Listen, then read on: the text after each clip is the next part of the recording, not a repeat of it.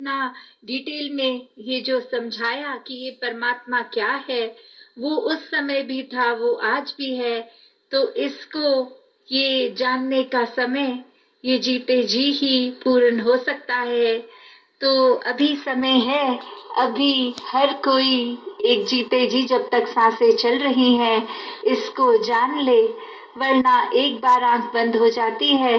तो फिर ये मौका हाथ से गवा लेते हैं। और वहीं ग्रंथों में भी हमने पढ़ा है कि फिर ये जो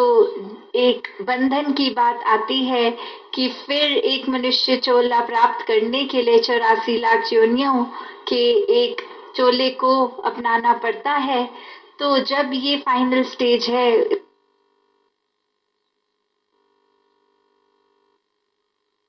ये ब्रह्म ज्ञान की प्राप्ति की हुई है, वहाँ परमात्मा उनके दिलों में टिक सके। और दिलों में भी तब तक टिक सकता है कि जब हम अपने मन को हमेशा साफ रखें, हर एक से कभी भी चतुर चालाकियां मन में अहंकार को बसने ना दें। और जिस समय हम परमात्मा को भूलते हैं तो ये तो बिल्कुल वही बात आती है कि इतनी सांकरी सी एक पतली सी ये चीज है कि एक मयान में दो तलवारें नहीं रह सकती। अगर हमारे मन में निंदा, नफरत, वैर, विरोध, अहंकार और अन्य इस तरह की बुरी बातें समाई गई हैं तो ये परमात्मा मन में टिकने वाला नहीं है। पर वहीं अगर उसी समय जब हम ये एहसास कर लेते हैं कि हमारे द्वारा जाने अनजाने कोई गलती हुई है और दूसरे से क्षमा प्राप्ति हो जाते हैं, या मन से उसी समय एक सुमिरन रूप करके इस दातार से कि एक बख्शा जाए हमें, तो उस समय फिर वो बुरी बातें मन को छोड़ती हैं और फिर ये परमात्मा मन में बस जाता है।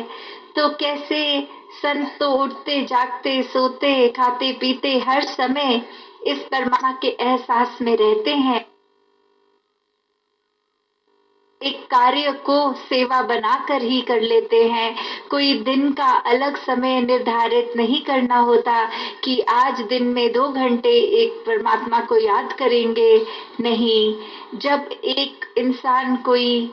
किसी तरह कंपनी में जॉब करते हैं तो वो उनके एम्प्लॉई सिर्फ उस समय के लिए नहीं है जो एक काम करने का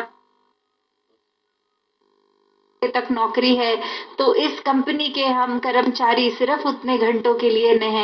नहीं, वो तो घर वापस आके भी हम उसी कंपनी के कर्मचारी रहेंगे। तो एक अगर हम भक्त हैं तो वो कुछ पलों के कुछ घंटे लिए साथ ये रिस्पॉन्सिबिलिटी भी आ जाती है कि क्या हम किसी को एक कटुर वचन बोल रहे हैं या क्या हम किसी के आंसुओं को पोंछ रहे हैं, किस प्रकार हम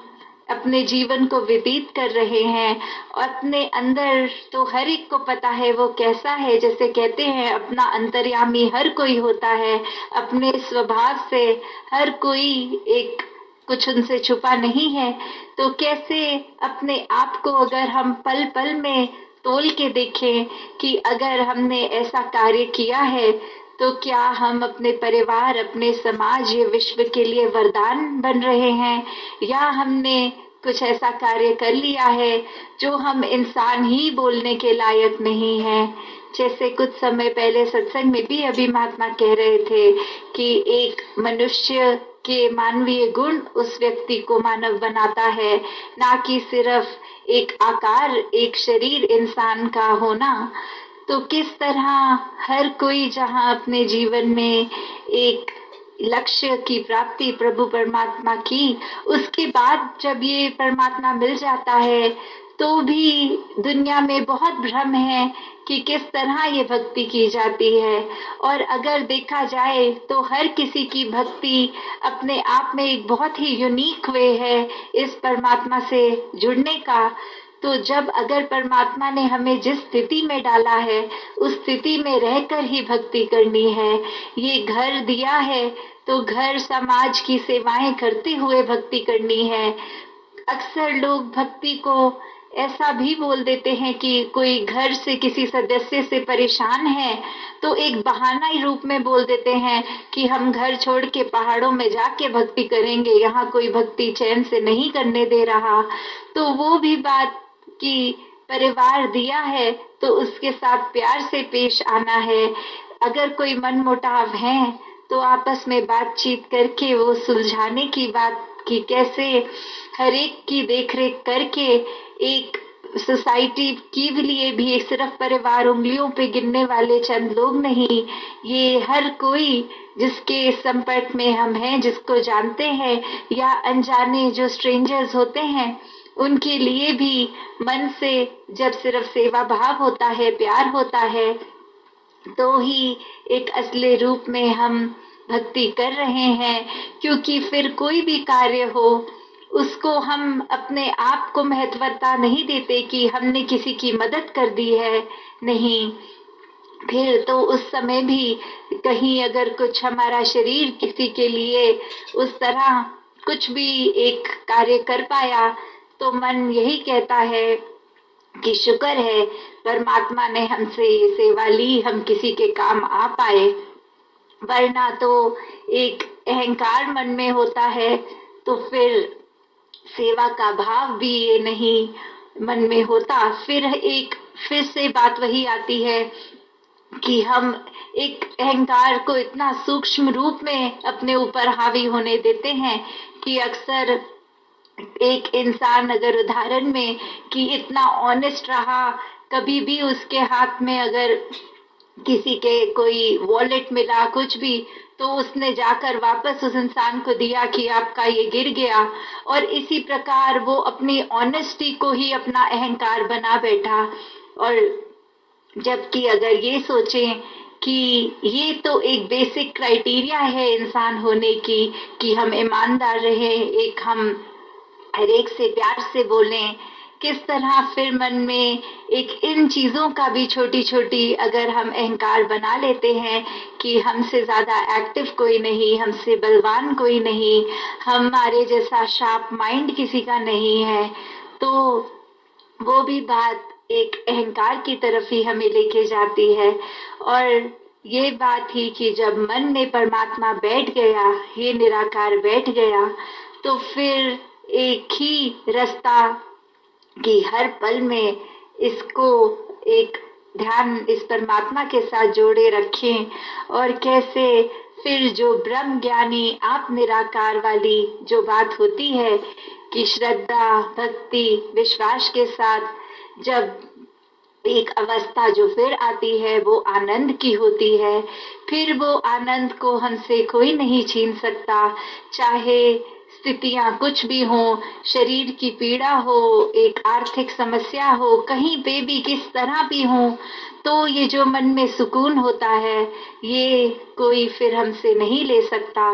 और ये शरीर, ये दुख तकलीफों ने तो आते जाते रहना है, वो फिर हमारी एक चॉइस होती है कि अपने कुछ पीड़ा को ही इतना हाईलाइट करके अपने दिमाग में बनाए रखें कि भगवान कुछ अच्छा नहीं कर रहा, हमें ये तकलीफ दे रहा है, वो कर रहा है, या फिर उसके ही शुक्राने में रहें कि शुक्र है अभी तो सिर्फ टांग में तकलीफ है, बाकी शरीर तो बिल्कुल पीड़ा में नहीं है।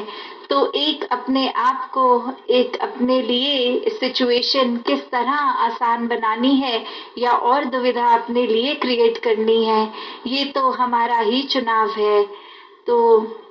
अंत में वही बात कि ये परमात्मा का एहसास कर लिया है तो मुबारक है, नहीं है तो ये जल्दी से जल्दी ये ब्रह्म ज्ञान की दात प्राप्त कर ले और फिर अपने जीवन को ये सेवा रूप, सत्संग रूप, सिमरन रूप के सेवा जो कहीं पे भी हम कर सकते हैं। अपने शरीर से किसी का अगर परोपकार के लिए शरीर लगे तो वो सेवा है। मन के अंदर जो भाव हैं सेवा के वो बहुत जरूरी है, नहीं तो हम एक अच्छाई का कार्य तो कर रहे होंगे पर मन में वो समर्पित भाव नहीं होगा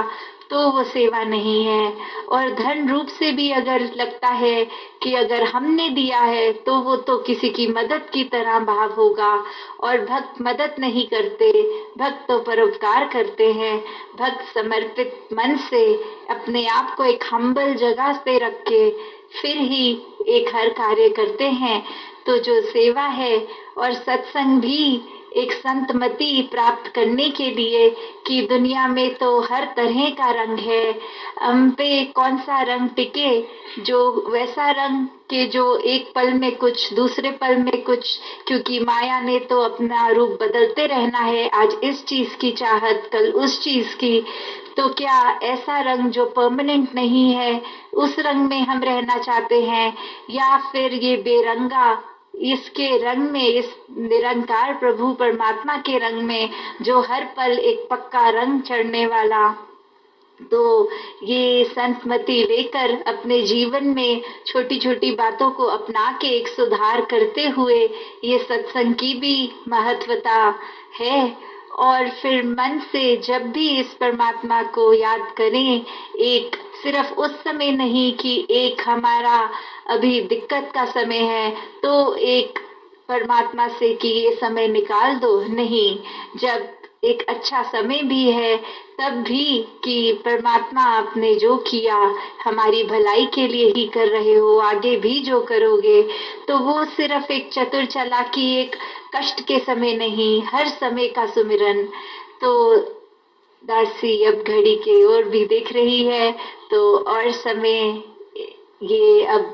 सत्संग 2 बजे तक का ही, और अब 2 बज गए हैं, तो आप सबको भी अपने घरों तक जाना होगा, और बाहर मौसम भी एक बारिश का। तो दातार कृपा करे हर किसी पे कि हर कोई जहाँ सेवा सिमरन सत्संग करता चला जाए, वहीं इस परमात्मा के एहसास में कोई भी कार्य करेंगे तो जानबूझ के वो गलती का रास्ता नहीं होगा, अनजाने में अगर हो जाए तो मन से फिर क्षमा प्राप्ति एक कर लें। तो दाता